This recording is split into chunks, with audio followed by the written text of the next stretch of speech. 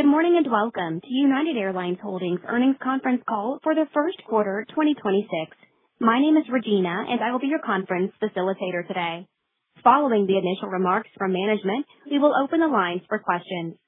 At that time, if you'd like to ask a question, simply press star, then the number 1 on your telephone keypad. To withdraw your question, press star 1 again. This call is being recorded and is copyrighted.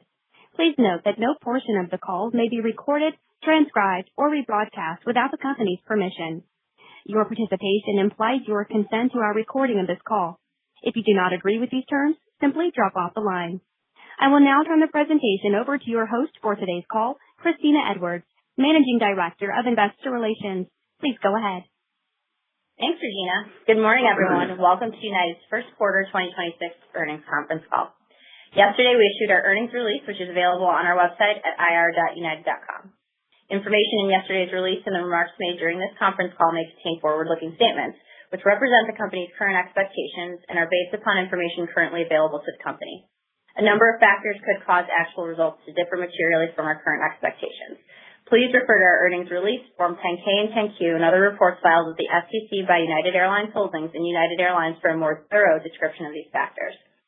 Unless otherwise noted, we will be discussing our financial metrics on a non-GAAP basis on this call, and historical operational metrics will exclude pandemic years. Please refer to the related definitions and reconciliations of these non-GAAP measures to the most directly comparable GAAP measures at the end of our earnings release. Joining us today to discuss our results and outlook are our Chief Executive Officer, Scott Kirby, President Brett Hart, Executive Vice President and Chief Commercial Officer, Andrew Nocella, and Executive Vice President and Chief Financial Officer, Mike Leskinen. We also have other members of the executive team on the line available for Q&A. And now, I'd like to flip the call over to Scott. Thanks, Christina, and good morning, everyone. I'd like to congratulate the United team on a strong first quarter. We're building the number 1 brand loyal airline in the world, and our financial results are indicative of the structural, permanent, and irreversible changes that have happened at United and across the industry. Our first quarter results are just the latest proof point in our strategy to build a decommoditized, brand loyal airline that's setting a new standard for what is possible for customers in air travel. We've proven that the winning strategy is to make travel easier and better for all customers, and while all of us at United are deservedly proud of the brand we've built, we aspire to go farther, and we want to set a new, higher standard by revolutionizing air travel for our customers. More immediately, of course, we're managing through the impact of jet fuel prices that have doubled. Industry stress events seem to happen every 5 to 6 years. While we didn't know exactly what or when it would be, we knew something would happen. The best thing we could do was to prepare United in advance. To that end, we have 1, tripled our cash balance, 2, moved to the top of the industry in profit margins, and 3, strengthened our balance sheet. In fact, we ended 2025 with our highest credit rating in almost 3 decades.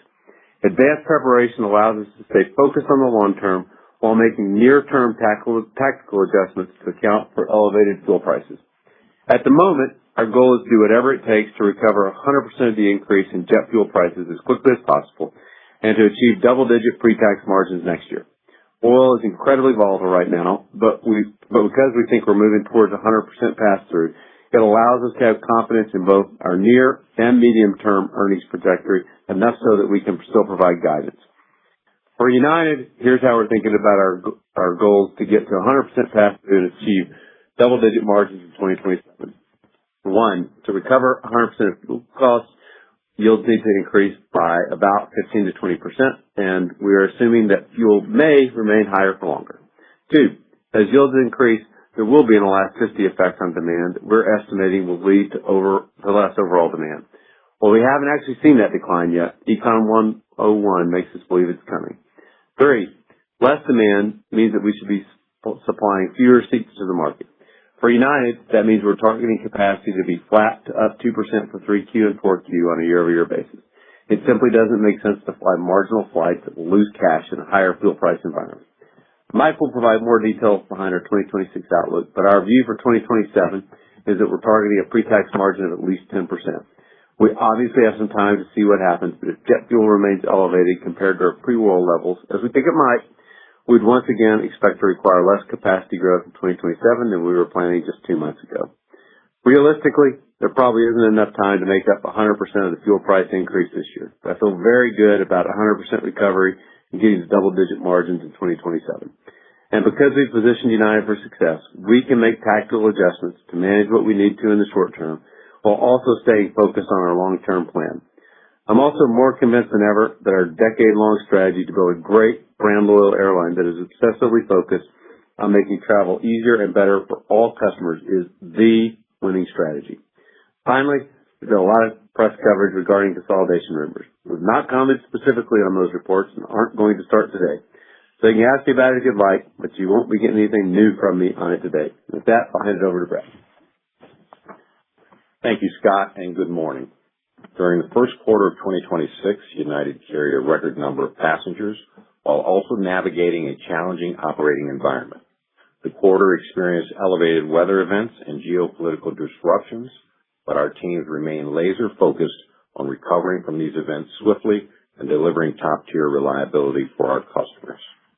In the first quarter, we continued our streak of ranking first in on-time departures among the 8 largest U.S. carriers. During the quarter, United's per-seat cancellation rate averaged 44% lower than the next 2 largest U.S. carriers. Solid operational performance is the backbone of the airline and helped drive our highest first quarter on-time Net Promoter Score since the pandemic. During the quarter, customers increasingly engaged with our self-service tools, allowing us to drive more personalization throughout their journey. Day of app usage reached a record 86%, supported by continued mobile enhancements such as improved bag tracking and live TSA wait times. Additionally, I would also like to take a moment to thank the TSA employees who showed up to keep us safe during the government shutdown. We have also improved our disruption communications by embedding live maps directly within customer messages. These tools and redesign help us recover faster and make it easier for customers to navigate disruptions. Another reason United remains differentiated and why we continue to build brand loyalty. Late last week, the FAA issued an order regarding the summer 2026 schedule at Chicago O'Hare. We are currently reviewing the FAA order and will share additional information, including any next steps, as soon as our review is complete. We are pleased to reach a tentative agreement during the quarter with our flight attendants, represented by the Association of Flight Attendants. This agreement includes well-deserved industry-leading wages and other meaningful improvements for our flight attendants, who play an essential role in caring for our customers and representing United every day. Voting concludes on May 12th. On April 6th, United celebrated its 100th birthday, a meaningful milestone for our airline, the generations of employees who have built it, and our loyal customers who continue to choose to fly the friendly skies on United. I want to thank all of our employees for the care and commitment they bring each day to our customers and to one another. As we recognize this milestone, we remain firmly focused on the future and on building an even better airline through continued investment in our product, our people, our network, and our operation. With that, I will hand it over to Andrew to discuss the revenue environment and our other industry-leading commercial initiatives. Thanks, Brett. Consolidated total operating revenue in Q1 increased 10.6% year-over-year to a record first quarter of $14.6 billion. PRASM increased by 6.9% year-over-year. All regions had positive PRASM in the quarter. I described the start of the year as strong for all customer types in all regions. For January and February, prior to any impact from the war, we saw ticketing for business revenues up approximately 12%, while leisure was up a healthy 6%. Looking back at Q4, business ticketed revenues were up 6% and leisure was up only 2% year-over-year, creating a nice sequential increase in the first two-thirds of the quarter. Premium demand remains strong, with Q1 premium revenues up 13.6% on 4.4% increase in capacity. Premium RASMs were up 8.9% year-over-year, leading main cabin by 4 points. It is clear that consumers continue to seek elevated experiences. Business demand was strong in Q1, with revenues up 14% year-over-year and strength across all verticals. Headlines about TSA wait times did suppress demand between March 23rd and April 1st, but they have fully recovered since. Our loyalty business continued to outperform, and total loyalty revenue is up 13% in the quarter. Acquisitions and spend were both very healthy and supported by updates we made to the Mileage Plus program. Late in the first quarter, we implemented 5 broadly successful price increases, along with an increase in baggage fees that began to offset the increase in the price of jet fuel. Price increases in response to the increase in jet fuel have been significant and across the board. However, global long-haul increases have been a bit stronger than domestic. In January and February, United's sell-in ticket yields were up 4% year-over-year. In the first half of March, that increased to 12% and further increased to 18% for the second half of March. So far in April, this trend has continued, and the last week, sell-in yields for all future travel are now up 20% year-over-year. As you would expect, we sold 23% of our Q2 and 8% of our Q3 capacity at lower price points prior to the rise in jet fuel costs. We remain confident in our ability to fully recapture the fuel cost increases over time, and in 2Q, we expect to recover between 40 and 50% of the current increase. In response to higher fuel cost environment, we've begun to adjust capacity downward by approximately 5 points throughout the rest of the year. We now expect Q3 and Q4 capacity to be flat to up approximately 2%. Our adjustments removed marginal capacity on off-peak days and flight times such as red-eyes, which we believe will fuel our recovery of fuel prices increases in the second half of 2026. Our current sell-in schedule is up just over 4% in the summer, but those capacity adjustments will be loaded in the next week or so to get the capacity out there selling appropriately. On our January call, I hinted about new commercial initiatives that we believe will drive brand loyalty, choice, and increase revenue for United over the medium and long term. We have now formally announced these initiatives, and I will summarize them today for you. To be clear, these changes have been in the works for years, and they are made across all aircraft, all cabins, and many different areas of the commercial business. First, and maybe of greatest importance, we've made the largest change in a decade to how we display and sell products on United.com and in our app. Internally, we describe this change as nested sell-in. Nested sell-in took years to research, program, and test, and is now active in our digital channels. We can now properly merchandise our growing product lineup. We have already seen large increases in upselling because of these website changes. We simply were unable to show all of the products we had for sale easily on the old website display. Second, as part of the website evolution, we've introduced base fares in our premium cabins. Base fares come with less checked luggage, no early seat assignments, and different club access features. To be clear, everyone on a base fare will be able to secure a seat assignment at any point via an ancillary purchase or for free during the check-in window. These base fares allow consumers more control over their experience by choosing what services they want to include on their journey, and were a tremendous success in the economy cabin with basic economy. Third, we announced that 50 A321 coastliners are planned to join our fleet. With the coastliner, we can extend our award-winning Polaris brand for the first time on all United flights from New York to Los Angeles and San Francisco. Fourth, we unveiled United's new Airbus A321XLR onboard products. These products on each XLR are consistent with the coastliner. However, we've modified certain aspects of each XLR for the unique needs of an 8-hour Atlantic crossing versus a transcontinental flight, including a larger snack bar, more lavatories, more galley space, and less main cabin seating density. Combined between the coastliner and the XLR, we expect to have a fleet of 100 A321s equipped with 20 lay flat beds and 12 Premium Plus seats, a commitment to this unique narrow-body platform unmatched by others. Premium Plus seats will be for the first time deployed on domestic routes at scale. Fifth, to be a premium brand, we needed to have a consistent product no matter what plane you fly on or where you're going.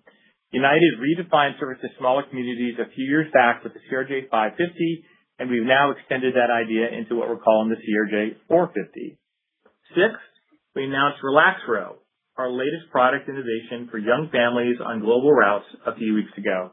Relax Row is a main cabin product that transforms 3 seats into a flat surface and includes bedding and pillows. And seventh, We said we would change Mileage Plus to accelerate United's earnings, and we have. Members will now be awarded more miles when they fly if they hold our co-branded credit card versus members who do not hold the card.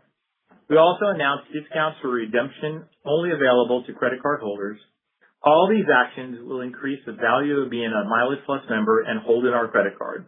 While we continue to work under a long-term co-brand contract with our partners from Chase, we're making changes to what we can control today. In due course, we expect to have a new contract optimized for all stakeholders to the current market dynamics. Turning to our fleet, we have taken delivery of 4 high-premium Boeing 787-9s with up to 16 more expected to be added in 2026, and a total of 33 planned over the next 2 years. The interior of our new 789 has something for everyone, and we believe further strengthens our premium brand. All of our commercial initiatives announced over the last few weeks have been years in the making, tested with countless customers and employee focus groups, and are ready for prime time. Our launch plan is bold, quick, and designed to increase customer choice, revenues, and brand loyal customers. These new initiatives, plus previous initiatives like Signature Interiors and Starlink, are additions expected to be largely rolled out in 2 years. The future is now. United is now on final approach towards our product and premium vision, but a completely transformed United versus pre-pandemic for all customers. I could not be more proud of the United team that has spent countless years and hours planning these product changes. These are the type of changes and product improvements across all cabins and for all customers that we believe genuinely differentiate United. We will continue to watch the demand and pricing environment very carefully in the coming weeks and quarter to refine as necessary our approach to this rapidly changing environment. With that, I'll hand it over to Mike to discuss our results and our outlook. Mike? Thanks, Andrew. The first quarter has been a reminder that successfully managing airlines in the long term requires being prepared for short-term shocks. We've accomplished that at United by earning brand loyal customers. That strategy has led to margins at the top end of our industry and the best balance sheet we've had in almost 30 years. The financial strength it's created reinforces our ability to make the right long-term decisions. The latest challenge in our industry is the massive run-up in fuel prices created by the conflict in Iran. Fuel prices remain volatile, and we're monitoring the situation closely. We delivered resilient results with first quarter earnings per share of $1.19 within our initial guidance range of $1 to $1.50, and up 31% year over year, even with a $340 million higher fuel bill in the quarter. Our pre-tax margin was 3.4%, a 40 basis point expansion versus the first quarter of last year. Demand for the United product was already robust going into this heightened fuel environment. We believe we have the ability to pass on the increase in fuel due in large part to our brand loyal customers, continued demand strength, and preference to fly United even at higher fares. In this elevated fuel environment, we began to swiftly adjust capacity, in addition to pulling our Tel Aviv and Dubai flights, which together were 1.5 points of our capacity. These close-in cancellations from low CASM markets, along with significant storm-related capacity reductions throughout the quarter, pressured our unit costs, and as a result, our CASM-ex for the first quarter was up 5.9% year over year.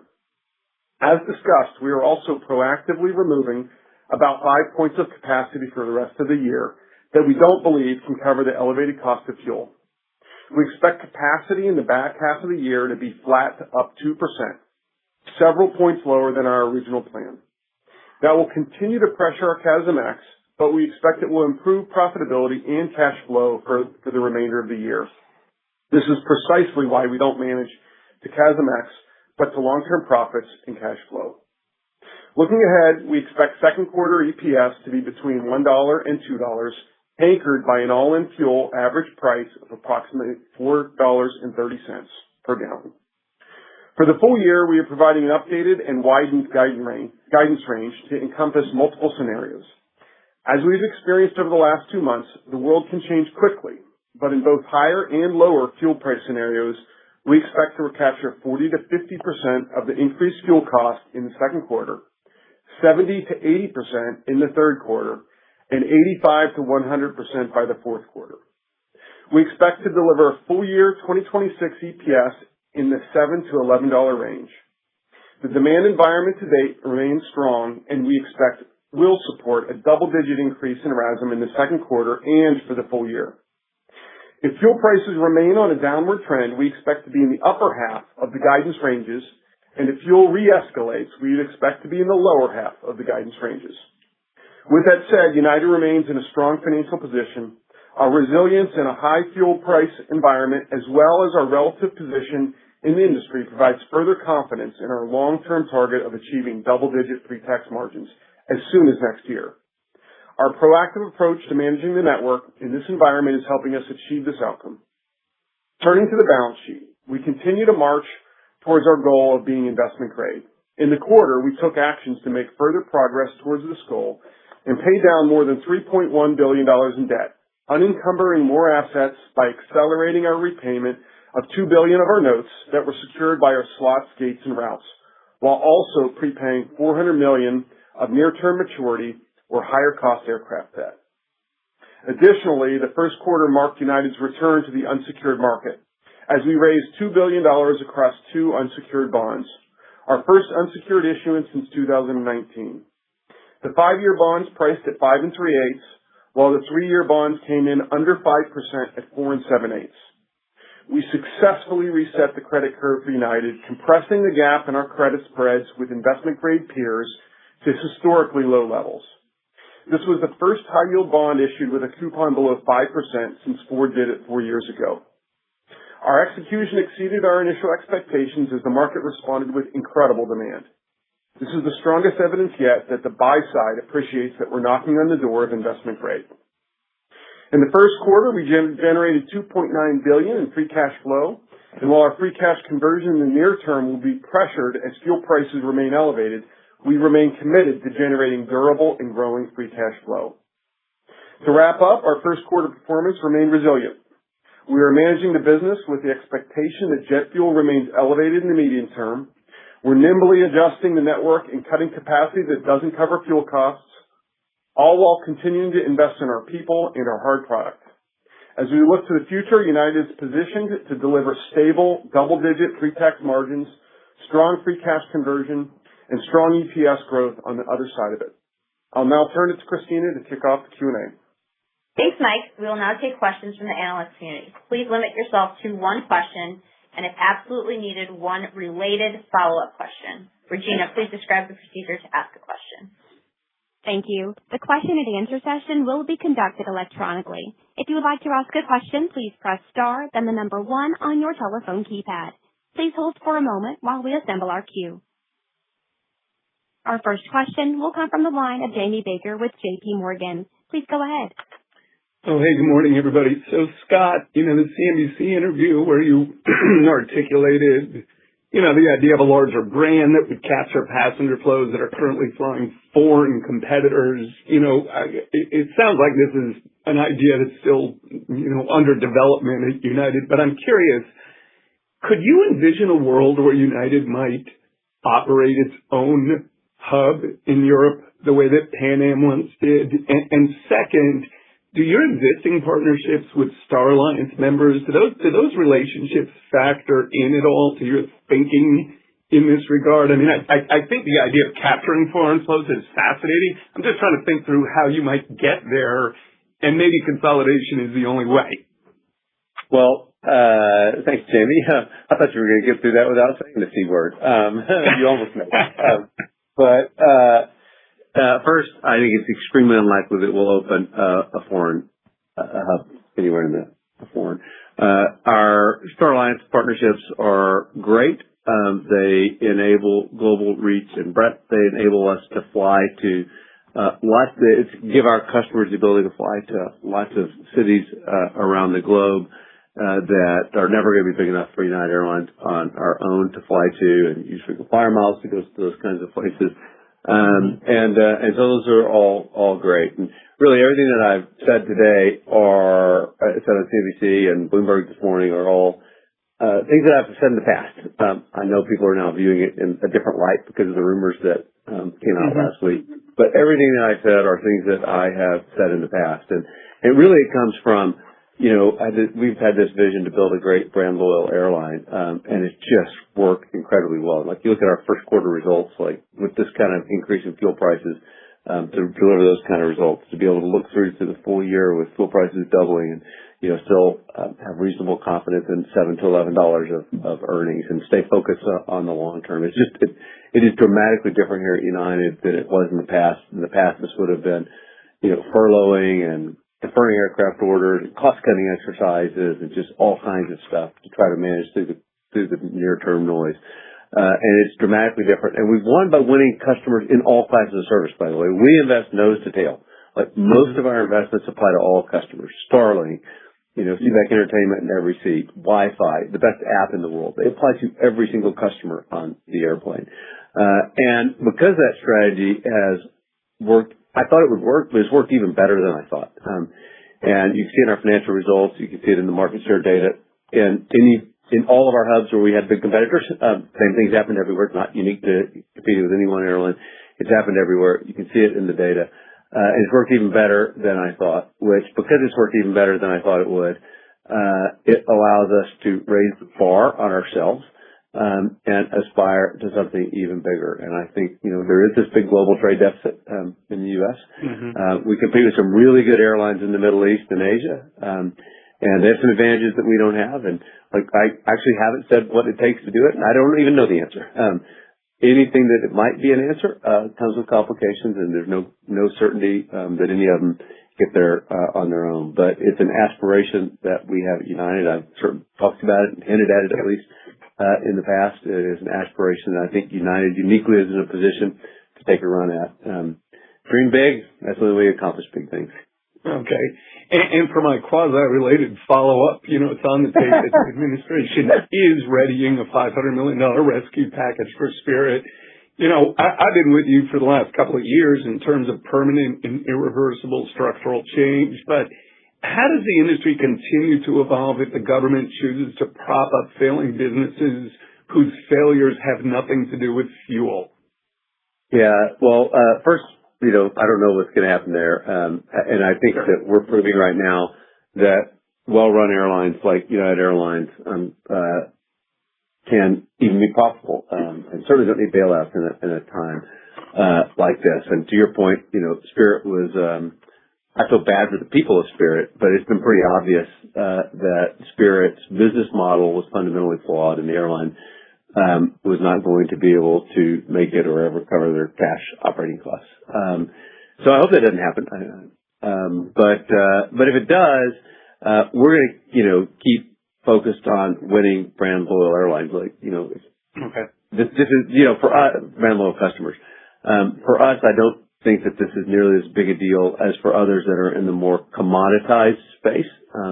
If I was working at one of the airlines that depended on more commoditized travel, I'd be irate probably about this. But for us, I think, we've so distanced ourselves from the rest of the industry, that,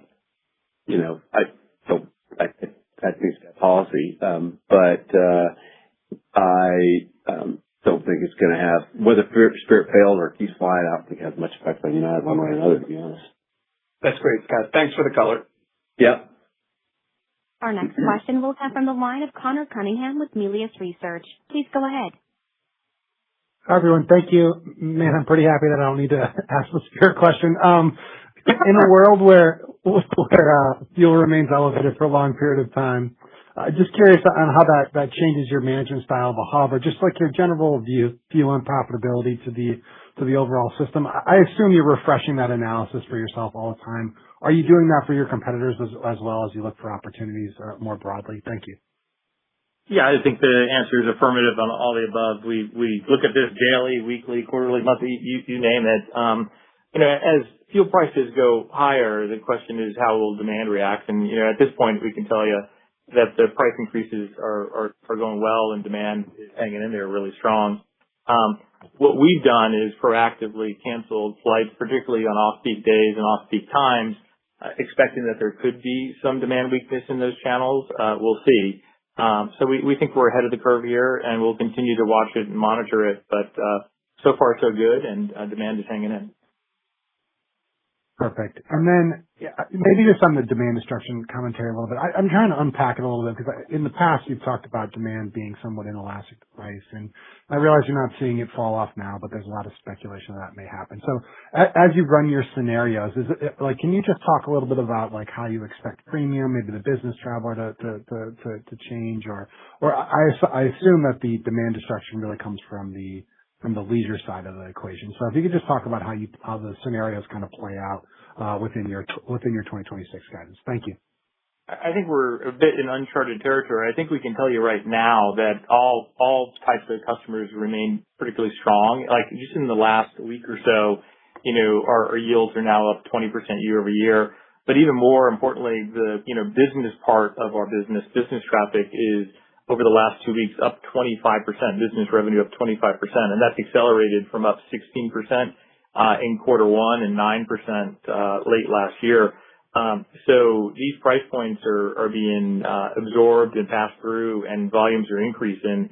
And for United, you'll recall we had the unique headwind last year related to Newark, which we're going to lap in about 10 days, I believe. So it'll create easier comps for at least United, and maybe harder comps for others. But the numbers look really fantastic over the last few weeks. Now we'll have to keep watching it, particularly as summer ends. And in order to maintain these type of yields at United, I felt like we needed less capacity on Tuesdays, Wednesdays, and Saturdays, and off-peak times, and we've done that. But look, business traffic is strong. Leisure traffic is bouncing in the mid-single digits right now, which I think I'm happy with. And so we'll continue to watch it. It is uncharted territory, given the massive amount of changes we've done. But we've had 5 broadly successful price increases, and right now we are passing on yields that are up 20% year over year. Hey Connor, this is Mike. I just want to pile on because you asked about the guidance policy. We've long had a guidance policy of building in an act of God into the guidance. And so what you're hearing from Andrew, what you're hearing from Scott, there's nothing in our bookings that suggests there's demand destruction. But I believe it's prudent to be prepared for that. But we are not seeing it. We're hopeful that we won't see it. The economy seems robust. The stock market is indicating the economy is robust. And it may be that is an act of God we did not need to be prepared for. But that is our policy, and we need to be prepared for lots of scenarios. Great. Thank you, guys. Our next question will come from the line of Ravi Shankar with Morgan Stanley. Please go ahead. Great. Thanks. Morning, everyone. Just on fuel, the debate appears to be moving from fuel inflation to fuel availability. Just trying to get a sense of what kind of visibility you guys might have, especially out in Asia or Europe, regarding potential fuel shortages and what the plan B might be in that case? Hi, Ravi. It's a great question. We've got really good visibility for 4 or 5 weeks, and you are right to say that this issue is centered on Europe and Asia. It's much less of an issue in the U.S. We don't see a lack of availability being an issue at all in the U.S. It's a price issue. However, even in Europe and Asia, as we see here today, we think it is a price issue, not an availability issue. We think that as prices rise, and you're seeing the price of jet rise much more than the price of Brent as crack spreads widen out. And so we think that price is going to be a rationing function. That means there will not be spot outages, but we're watching it closely. The longer the strait remains closed, the more that is of risk, and it is of risk in the regions you noted, Asia and Europe, not so much the U.S. Great. That's very helpful color, Mike. And maybe as a quick follow-up, Scott, your first response, you said that you compete with some really good airlines in the Middle East. Obviously, they're having a little bit of an issue right now. Do you see any structural share gain opportunities in transatlantic or even longer haul from some of those challenges, or vice versa? Do you expect them to be aggressive when the situation settles down? I think it's temporary. And I think you look at what Dubai, not just Emirates, but Dubai, the city-state of Dubai have accomplished is remarkable and impressive. And if I had to make a bet, I'd bet on Dubai. So I think it's going to come back fully. Won't come back immediately. It's temporary, but will come back fully. Very helpful. Thank you. Our next question comes from the line of Scott Group with Wolfe Research. Please go ahead. Hey, thanks. Good morning. Scott, maybe this is a naive question, but why does the industry need a crisis to start pushing through such higher yields? Why can't we do it more sustainably? And then maybe just that point, I'll lump it all into one question. When I take your 10% pre-tax margin for next year, it sort of gets you to roughly $18 of earnings. I know you don't want to get into specifics, but just at a high level, as fuel hopefully starts to normalize lower, do you assume you hold on to this higher yield, or do we have to give some of that back? So I shall answer that first question. I might have even done the second one. I've watched this for, at least 25 years now. And I've come to the conclusion that, I guess I'll start with the conclusion. Every airline CEO should have to have spent 2 years at a reasonably senior position in revenue management to understand it. And SCORE, most of them haven't. That's the reason it's harder to get fares up. And I think what happens at airlines is the, math geeks and that are really smart that run revenue management. I'm looking at one of them in the room. Sorry to call you geek, Dave, but he's awesome. But I'm one of them too. Know that air travel demand is inelastic and that there's room to price more appropriately, for our cost of capital and to return our cost of capital. But the people in marketing and government affairs are better at telling the CEO, that's a bad message, and so they're much better communicators to CEOs. And so, the pressure internally in the organization is really hard to raise fares. I mean, it's even crazy right now. You have a couple of airlines that are raising fares like crazy, and then they run a fare sale every week. The marketing team disconnected from the revenue management team, and the marketing team are better marketers, and so they tend to win, is really what happens. And so you see it in a crisis. And by the way, another sure bet, almost sure bet, is in late October or November every year, there's going to be fare increases. And I eventually figured this out 25 years ago, that in October, the teams finished the budget and they rolled it up to the CEO and the CFO, who pound the table and said, that's an unacceptable result. And they said, go raise fares, which they did. But that's not exactly a crisis, but it takes something like that. And it's goofy to me that that's the way it happens. It's nonsensical. But I actually think that's the reason, that it happens. And I've thought that for a long time. And a crisis causes it to go up more. Now, as to the question of, does this hold next year? I think actually that this, a situation like this, at least has the potential to be different, and for pricing to hold, more. First, as I said earlier, I think, or I said somewhere today, I forget where I've talked, that airfares in real terms are down 27% 2025 versus pre-pandemic. And that had put a bunch of airlines, either losing a lot of money, or, sort of break even as, really kind of only a couple of airlines returning their cost of capital. And everyone has to eventually return your cost of capital. And so I think it is more likely than not this time, and certainly the longer this lasts, the higher the probability goes, that the pricing increases hold. And, we probably won't hold 100% if we'll normalize it. I told the team earlier today, and it's just my guess that if things went, back to what, mid-February normal, I think we'd keep 20% of the price increase next year. And I think that's going to move towards 80%, and every day it's ticking up, the longer this goes on. So, we're not going to give guidance for next year. But I do think that we'll be double-digit margins next year. And your analysis is not unreasonable. Our next question will come from the line of Brandon Oglenski with Barclays. Please go ahead. Hey, good morning, and thanks for taking the question. Scott, I'm wondering if you could elaborate on, winning brand loyal share, and specifically as it equates to your Chicago O'Hare hub, especially now that there's proposed FAA summer cap on operations there. I guess, A, how are you, faring versus your competitor? And then B, how do you anticipate complying with that? Thank you. So I'm answering more questions today than I like, but I'll do it. In Chicago, we're still reviewing the order, but it does appear that we're not going to get to grow as much as we and our customers would like. But the real point is one you make, we've won brand loyal share here in Chicago, and it's never been about the number of flights or the number of gates. The number of gates and flights were the output of of what was happening with brand loyal customers. And we have by far the best technology. We have by far the best service, the best reliability, by far the best product. And customers have overwhelmingly voted. This isn't unique to Chicago, by the way. This happened in all of our hubs. Customers in all of our hubs have voted overwhelmingly for United. We got 3 big hubs where we have 3 different big competitors, each of which we've won about 20 points of market share. Here in Chicago, we've actually won 38 points of market share with business travelers. So customers care about quality.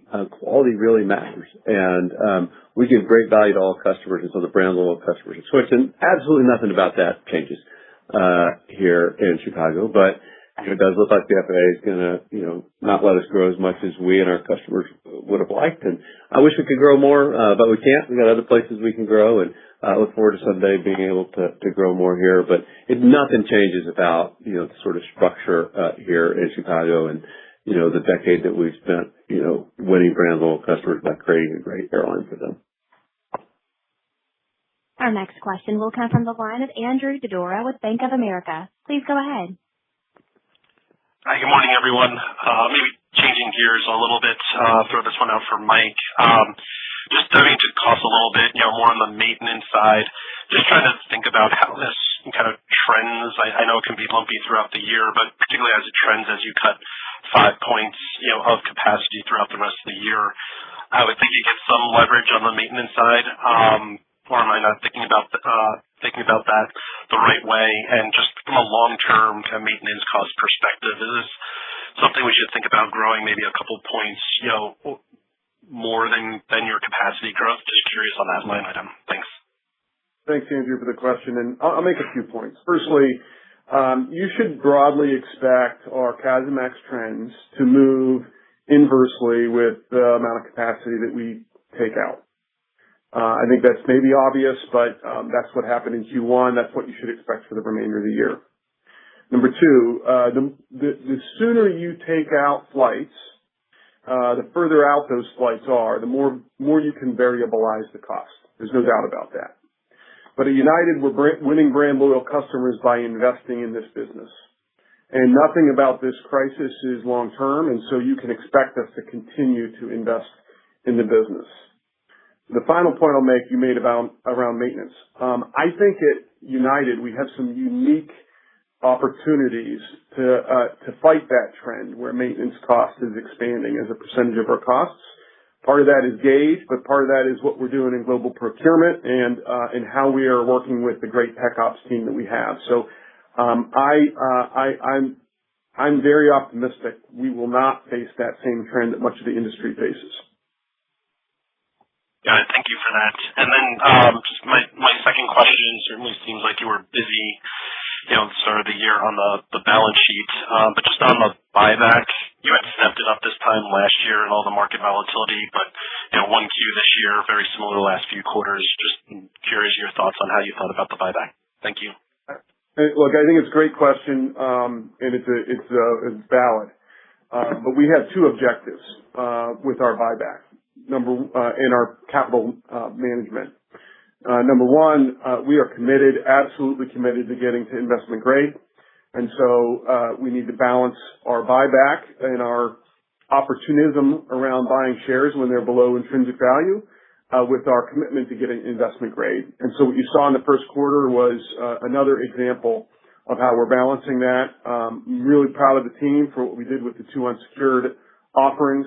And I just want to reiterate that we are going to get to investment grade in all scenarios.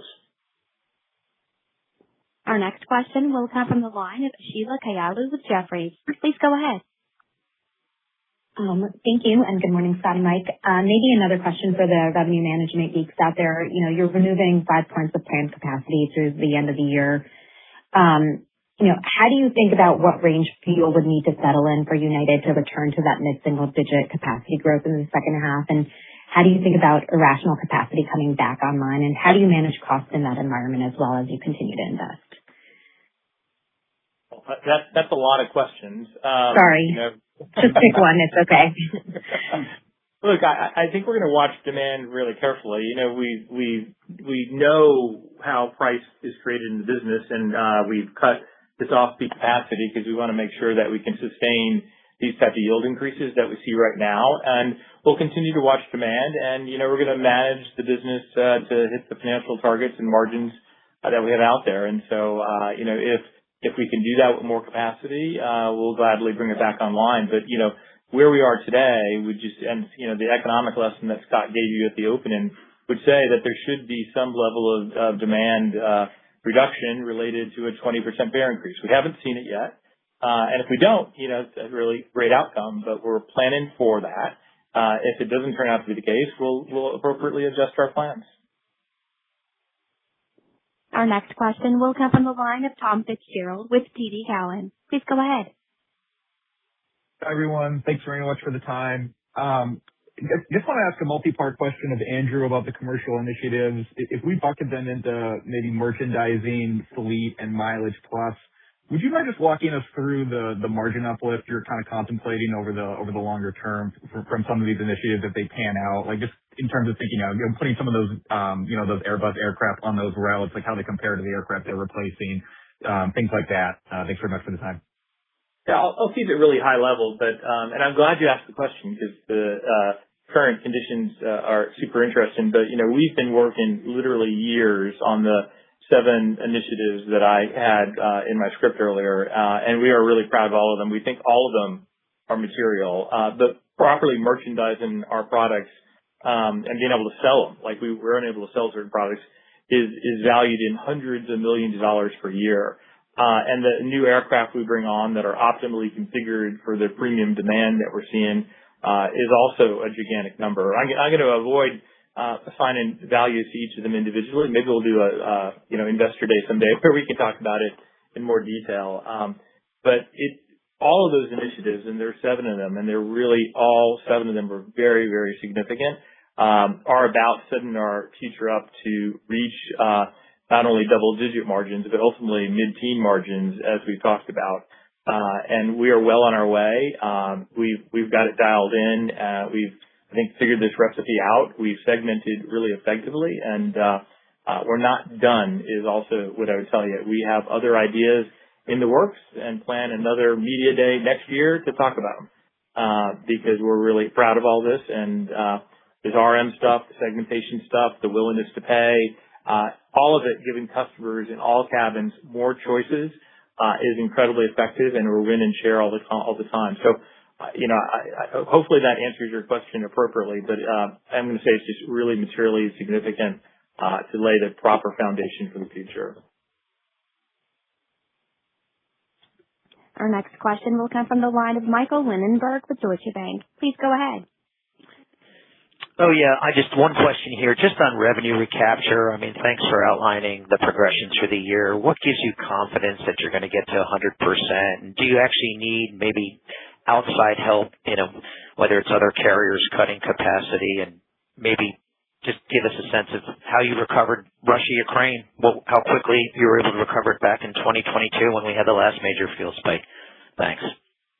I'm not going to count on other airlines for anything, that's for sure. But from our perspective, the fact that we've already gotten to a 20% yield increase, and what we've done is we've cut off the capacity to make sure that we can sustain these higher yields. I feel really confident, and I would say, look, before this fuel situation happened, I would tell you fuel is a pass-through, and so I feel really confident we're passing it through. Demand is hanging in there. We've made the appropriate capacity adjustments for United to make sure that we can get to full recovery by the end of the year, and we're well on our way already between 40 and 50%. But the most optimistic thing is the fact that within a matter of 7 or 8 weeks, we went from yields being up 2 to 3% to yields being up 18 to 20%. It's pretty darn remarkable. Mike, the underlying point is that for a growing portion of our customer base, this is a decommoditized business. The brand loyalty United. You get a better experience. You get better value. And I think that the results speak for themselves. Great. Thanks, everyone. Our next question will come from the line of John Godden with Citigroup. Please go ahead. John, your line might be on mute. Thanks. Thanks for taking my question here.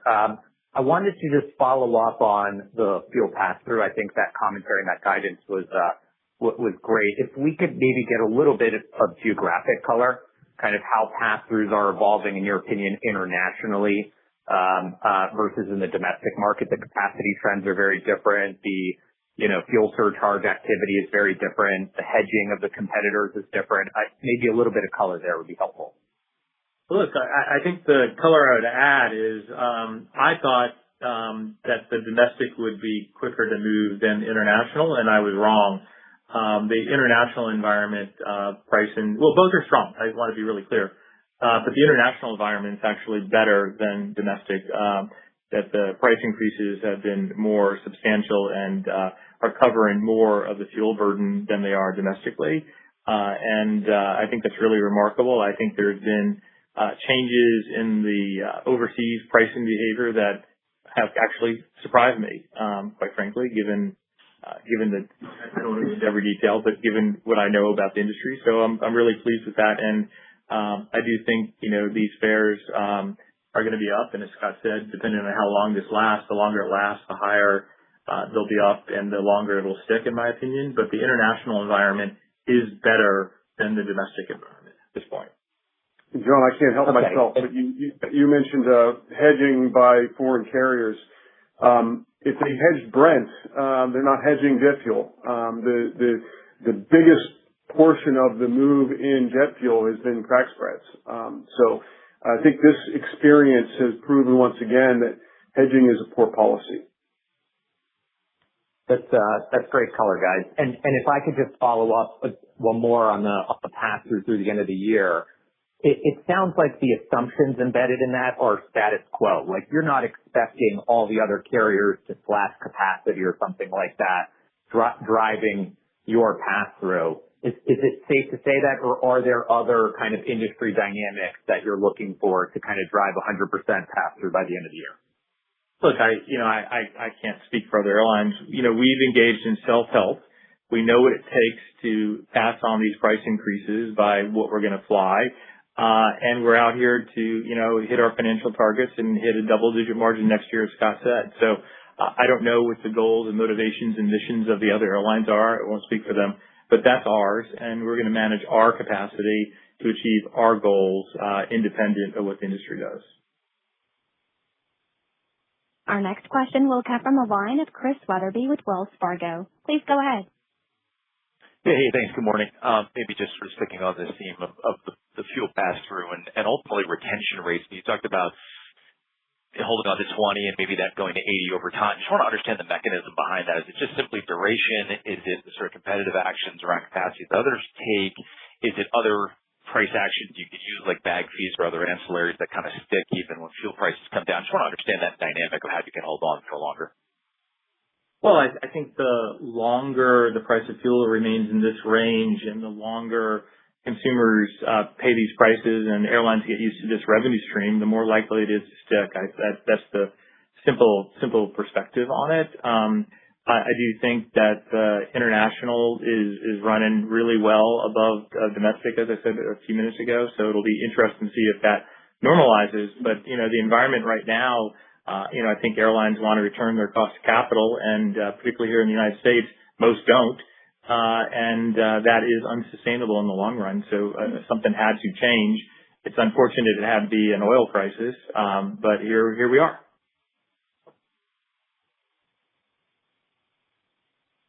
Our next question will come from the line of Duane Pfennigwerth with Evercore ISI. Please go ahead. Hey, thanks. Just on the mileage plan changes, which seemed like they were motivated to get more people to sign up, can you speak to the changes you're seeing in credit card update since you've made those? And I wonder if you could give us your current thinking about the timeline for a new comprehensive agreement. Look, we've been working on the Mileage Plus changes for well over a year. We thought we would engage in whatever activities we could control outside of a new contract. And the numbers, the uplift, the spend, has been incredible. We're really, really happy with that. It's really new. So hopefully, in a few quarters, I can still describe it as incredible. I expect I will be able to do so. But these are changes that I think are really motivating for our frequent flyers, and we're at a record penetration rate of cardholders that are Premier members at United. So I'm really happy with it. I think the details regarding our deal with Chase are largely confidential, but I think you can Google the expiration date and know that it's not tomorrow, but it's not that far off. And we're working with Chase. They're a great partner and run a really sophisticated program, which is required by United given the size and magnitude of our co-brand portfolio. Look forward to what the future brings. Thank you. Our next question will come from the line of Michael Goldie with BMO Capital Markets. Please go ahead. Good morning, and thank you for the question. By the end of the year, your aircraft count will be up some 8%. How do you think about the operating leverage of these assets in a recovery versus the decremental drag if flight activity remains constrained? And then related, how are you thinking about managing labor requirements as you take on this new equipment while managing capacity? Thank you. Michael, I'll take the fleet question, and I'll try to answer the labor question. In an elevated fuel environment, it only exacerbates the advantage of new fuel-efficient equipment versus older equipment. And so you can see in our fleet plan, we expect to continue to take delivery. We're really pleased with Boeing increasing production rates on the narrow body. They've been a great partner to us. It is financially advantageous to take the new aircraft, both from a margin and a return on invested capital standpoint. So you will see that. Now, at the other end of the spectrum, our older aircraft. There's an opportunity to fly those aircraft in a capital efficient way by managing the maintenance at the end of the life to maximize the value we get out of those aircraft. You can bring the utilization down, have extra spares, and have additional flexibility to fly the golden hour and to manage peaks. So I think we're in an enviable position from a fleet standpoint. You shouldn't see us change anything. When it comes to managing labor and labor efficiency around that fleet, we've got a very sophisticated team, and we make sure we are hired across all work groups at the appropriate level to make sure that we're managing, while we invest in the customer, we're investing in the hard product, we're investing in our people, we need to make sure that we manage the workforce very efficiently. And I think we do that very, very well here at United. And we will now switch to the media portion of the call. To ask a question, press star, then the number 1 on your telephone keypad. Please hold for a moment while we assemble our queue.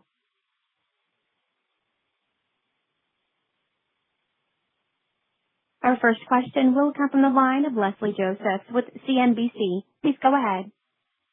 Hi, good morning, everyone. Just on the Spirit potential bailout, I guess at this point, looks like the administration is moving toward that. 1, what's your comment on that? And 2, does that change any of your assumptions for capacity, or do you think there's going to be more capacity than you expected out in the market just because there was a liquidation risk earlier this year or recent weeks? And then second, just had a demand question. If there's any geography where you are seeing a pullback, I think you mentioned that international was a bit stronger than domestic, at least on yield. So curious if there's been any softness in any area. Thanks. Hey, Leslie. I just said earlier in the call, you may not have been on, it's a more fulsome answer, I suppose, but in brief on Spirit, well-run airlines are still solidly profitable even in this environment. As you can see from United, I don't think this crisis is anywhere near big enough to cause the need for an airline bailout. And, on my record, you got lots of quotes from me over the past several years going back into the last administration that the Spirit business model is fundamentally flawed and it's going to fail. I feel bad for the people. A lot of them will land jobs at the airlines. Every time that we have a new hire flight class, I go talk to them. I ask where people are from, and there's a lot of Spirit hands that get raised in the room. But I don't think it's necessary. I also don't think it's terribly relevant to a brand loyal airline one way or another, like United. On demand, look, putting the Middle East aside, we're seeing strength everywhere. But, what I'll point out is we're really seeing strength in premium cabins going forward into Q2, particularly across the Pacific and across the Atlantic. It's working up to, I think, a really strong performance. And United had already gone into this summer season with a pretty conservative global long-haul capacity number, I think actually down year over year. So I think we're actually really set up to produce some very good numbers, and we have very good business demand going into the Polaris cabins is my answer. And I will now turn the call back over to Christina Edwards for closing comments. Thanks, Regina. As always, we don't control the environment, but we do control how we perform in it. I appreciate your interest today, and we will see you next quarter. Thank you, ladies and gentlemen. This concludes today's conference. You may now disconnect.